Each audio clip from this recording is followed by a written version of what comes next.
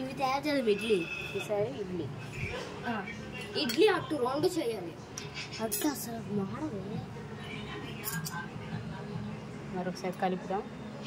మరొక్కసారి మనమైతే కలుపుదాం. చూడండి వేడెక్కింది. ఇదిగోండి.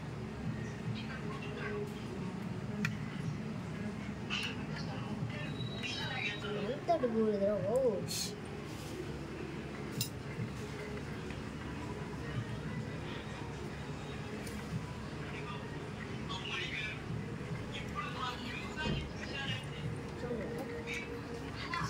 ఇప్పుడు మనము పళ్ళెం మూత పెట్టేసుకోవాలి.